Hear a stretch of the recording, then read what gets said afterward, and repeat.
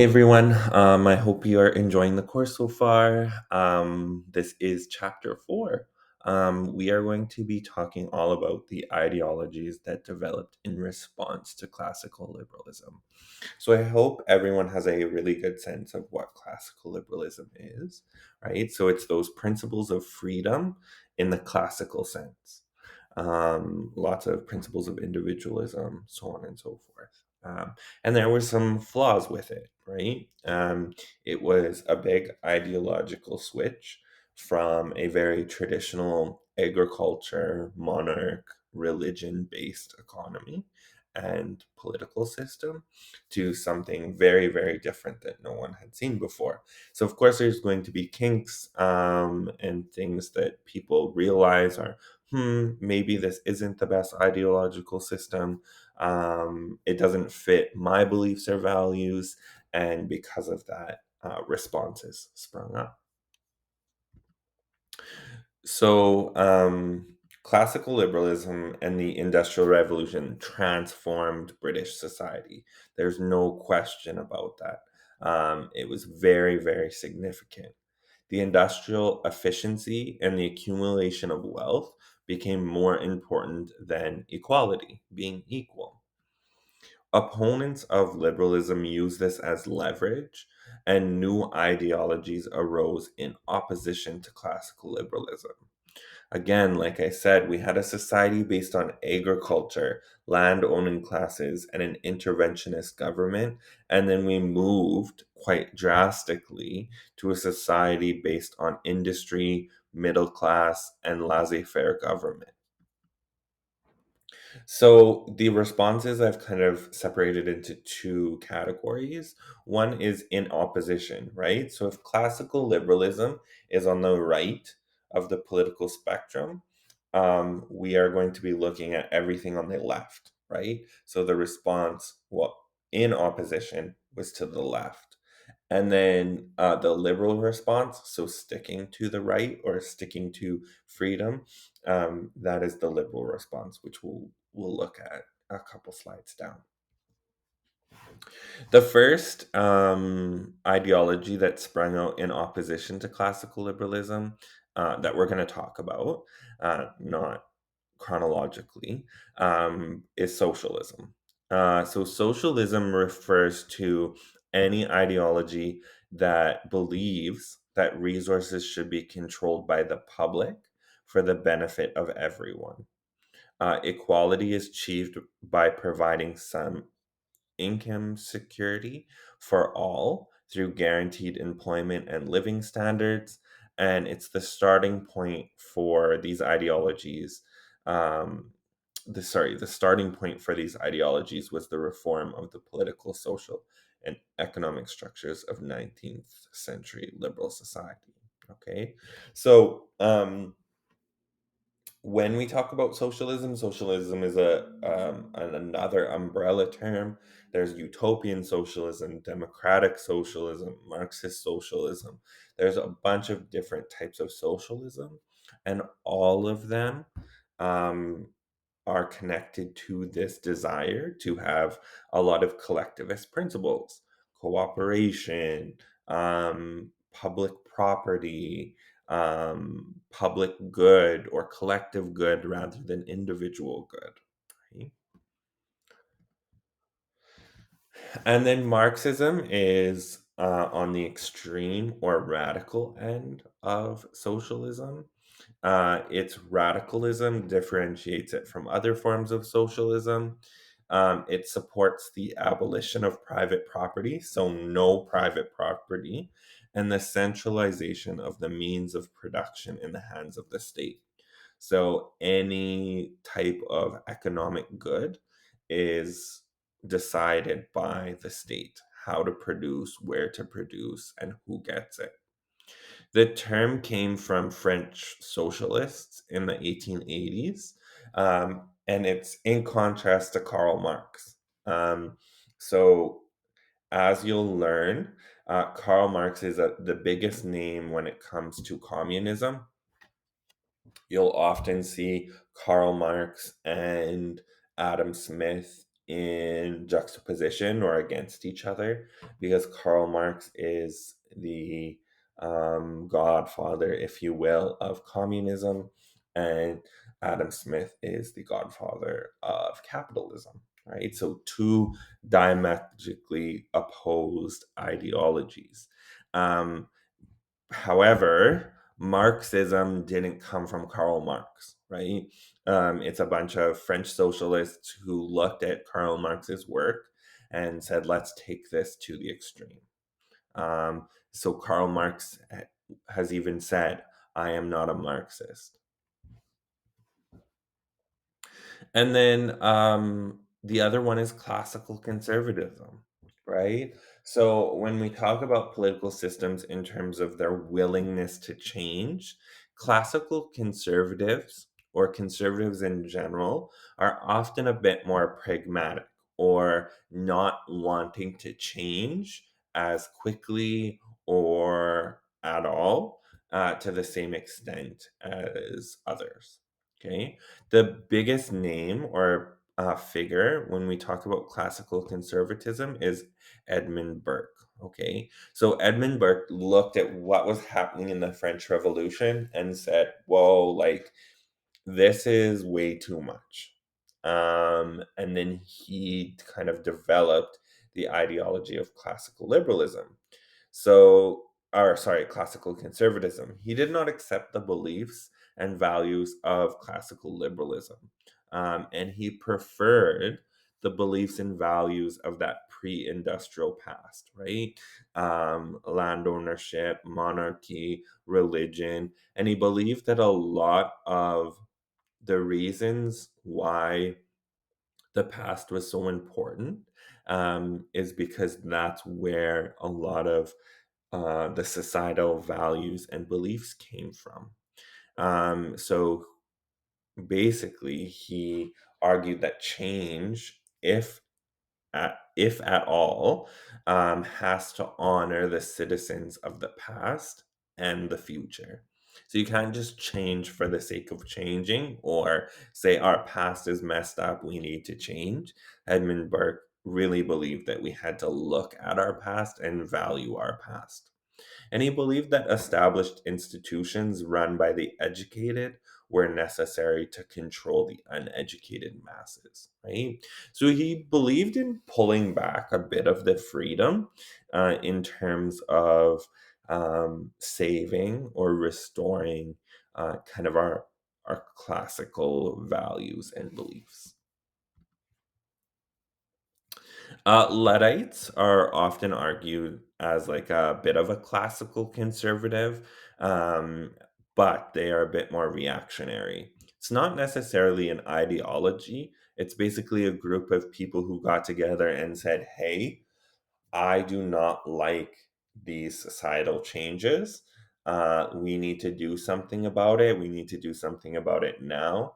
And they didn't care what they needed to do to accomplish their goals. So specifically, they didn't like the societal changes around the textile industry. A lot of them were losing their jobs because of machinery, right? So that rapid change and that rapid industrialization led to a lot of individuals who were inventors, creating machines that did things that people couldn't do or tried to do what people did but better. And so they would sneak in to these factories and they would destroy machines. At one point, they even let factory owner's house on fire. Right. So the Luddites were very conservative in the sense that they didn't like the change, but they were reactionary in the sense of how they responded. Okay. Reactionary actually derived from the French Revolution to describe the people who weren't okay with the revolution. Um, and it's come to be known as people who don't like change, um, and are wanting to move back in time and do whatever they need to do to go back to how something was. So the Luddites were reactionary in the sense that they didn't like the change of the machinery and were willing to do whatever they needed to, burning things down, breaking, wrecking, damaging, to be able to get what they wanted and what they felt they needed. So all of the following are the liberal responses. So still advocating for change, but looking at some of the flaws of classical liberalism and trying to fine tune them. One of them being the Chartists. Now, again, the Chartists aren't an ideology, but like the Luddites, they were a group that were pushing for something, right? Where the Luddites were pushing for going back to the way things were, Chartists were pushing for um, various rights for the working class. Okay. So Chartism was a working class movement in Britain that focused on political and social reform. It flourished for about 10 years between 1838 and 1848. And Chartism got its name from the People's Charter of 1838, which outlined the six essential goals of the movement: universal suffrage for all men over 21, equal sized electoral districts, voting by secret ballot, and an end to the need for property qualifications for parliament, pay for members of parliament, and annual elections. Okay. So the Chartists actually believed in a lot more liberal principles than classical liberals did. And that's why we use classical liberalism to um, differentiate between modern liberalism, is because of some of the things that classical liberalism did that maybe could be argued is not necessarily super free, right? So, for example, having to own a certain amount of property to be able to be a member of parliament doesn't sound very free to me and was actually quite restricting. And that was something that the Chartists argued in terms of gaining more political freedom. Welfare capitalism also emerged as response to classical liberalism. Definitely later on, welfare capitalism is a lot more of a modern and contemporary take or response to classical liberalism. And basically, what a welfare capitalist looked at is said, hey, some of the socialist critiques of classical liberalism, they make sense. Okay. But we do not want to move away from having a lot of that economic freedom and political freedom that we enjoy. And a lot of private property and a lot of hands off government control on businesses were something that a lot of people liked and wanted to keep.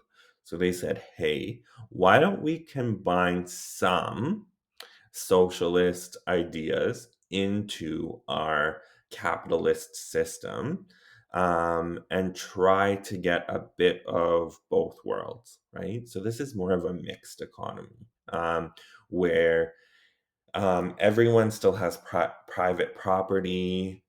There still exists a lot of economic freedom, but we have things to protect people, like limiting working hours. And if you go above those working hours, getting overtime, having a minimum wage so people aren't necessarily exploited, a pension, medical insurance, and of course like employment insurance or welfare, any of those pieces are things that welfare capitalism has have brought in to their economic system to try to alleviate some of the downsides that come with capitalism. With welfare capitalism is the welfare state. Um, Lots of people confuse welfare capitalism and the welfare state. Whenever you're talking about a uh, an ideology broadly, just talk about welfare capitalism. And then when you're talking about kind of a government making those decisions, you can talk about the welfare state. Often, welfare capitalism and kind of this movement to a little bit more of a welfare state was encouraged by the Great Depression. So businesses were failing, widespread poverty, and that laissez faire capitalism was being called to question, right? So the Great Depression became a catalyst for change. Modern liberalism emerged because of need. The Great Depression was not caused by a single event, but it was the direct result of the free market economy. So here's a little video about the welfare state.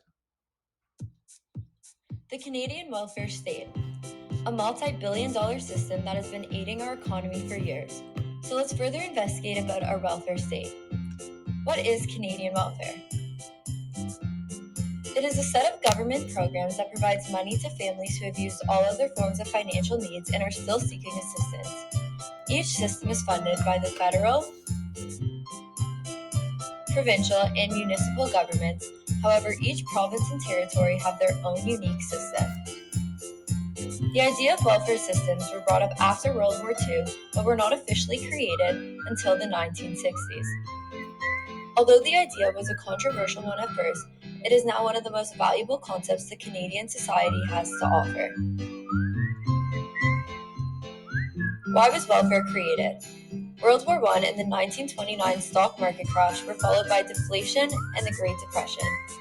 Our economy was becoming significantly worse, and currency had diminished to basically no value. As a result, the idea of welfare seemed to be a necessity, which led people to wanting to make it a reality. Reactions to welfare.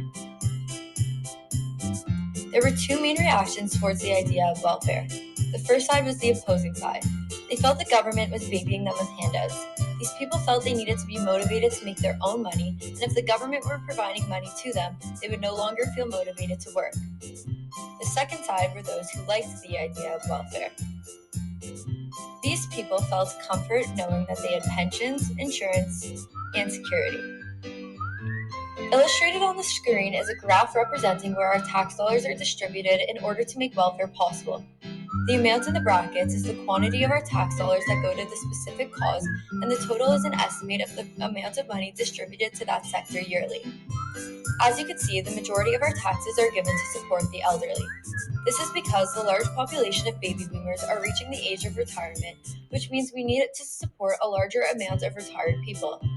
As the numbers change and a smaller population of people retire, our tax dollars will be distributed more evenly, or a higher amount will be given to a different cause. We are now going to explore the advantages of welfare. First, healthcare. Without healthcare, those who do not make any income will essentially live shorter and less healthy lives, as they do not have the money to provide themselves with medical care. Second, support for children. If a family makes little income, it drastically affects their children, for example, their child's food, clothing, and education. Welfare grants these families the ability to provide their children with more so they could lead a comfortable life. Third, lower crime.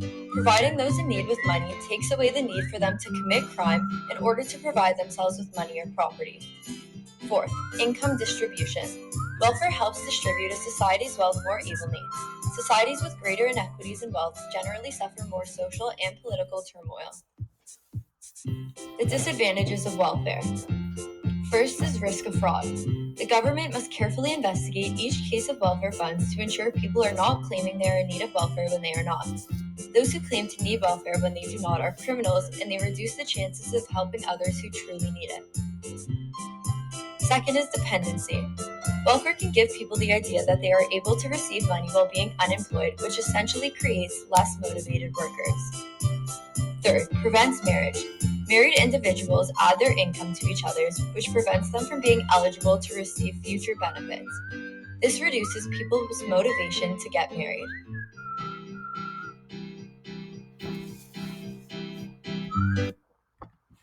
Okay, that was a really great video to demonstrate all the different pieces of welfare. Often you'll hear arguments where people will say, "I don't like welfare," and you ask, "Well, do you like healthcare? Yes. Do you like employment insurance? Yes." So all of those pieces together make up welfare. Try to go to the next slide.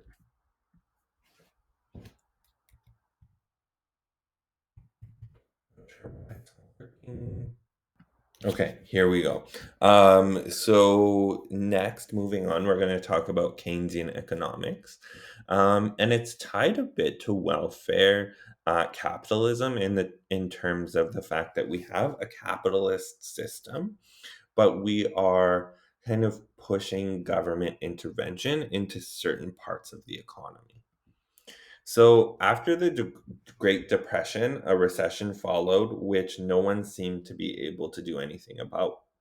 John Maynard Keynes studied the Depression and developed a new economic theory. He found the flaw with the classical liberal system is the economy was essentially unstable, and a balance between supply and demand would not result in full employment. He argued that even in a liberal democratic society, government could and should play an important role in safeguarding citizens from economic uncertainty. So this comes out of your textbook. So if you, I know there's lots of lines in the chart, but if you just look starting at the black line, and the black line demonstrates the boom and bust cycle of the free market. Every capitalist system has a boom and a bust. It's just an attribute that all capitalist systems have. So basically, what happens is prices raise, right? Workers, wages raise, things are selling, things are going really good. And then all of a sudden it crashes and goes down, and that's because of price drop, war, right? Anything like that. In Alberta, our boom and bust is often tied to the price of oil. So if the price of oil is really high in Alberta, then everything is going really well. The government's earning lots of money, they're spending lots of money, everything is great. And then if the price dips down, people are losing their jobs, people are out of work, the government has less money, all of those pieces. Okay. So that's just natural. The boom and bust cycle exists within capitalism. And with a boom, so if we follow the red line, we earn lots of taxes when the economy is doing well. The government earns lots of taxes when it's doing well. And when the economy is not doing well, then the government is not collecting as much taxes. And what happens often in a capitalist society is our government spending, if they are involved in the economy, follows that. So if we're doing really good, then they spend money, and if we're not doing good, they don't spend money. And what Keynes said is we need to do kind of the opposite of that. When the economy is doing really, really well, the government should kind of step back on spending. So they don't need to build as many roads or build as many bridges or as many schools when the economy is doing really well because people are doing well. But when our economy starts to dip, that's when government should start to spend. And so basically, what they're saying is if we start building roads and building schools when our economy is struggling, then we'll get people to work by building things for the government. And then hopefully, once they earn money and they start spending money, then our economy will start to do better and then jobs will start to come back, right? And so that kind of bluish purple line is the desired result. So you basically have this line that's a lot more stable and a lot less peaks and valleys. And so that's really what Keynes argued. Okay.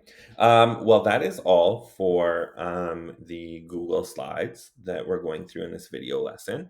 There's a couple things to note. The chapter 4 assignment, really important to get that done. Once you have the chapter 4 assignment, there's going to be a 10 question quiz on chapter 3 and 4. It's a quiz straight through Brightspace. So once you submit the chapter 4 assignment, you'll see that quiz. You get 2 attempts to do it.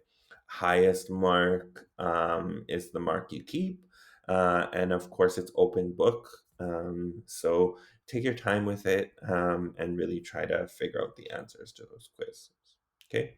As always, if you need any help or if you're having any issues with the Brightspace, please reach out to your teacher.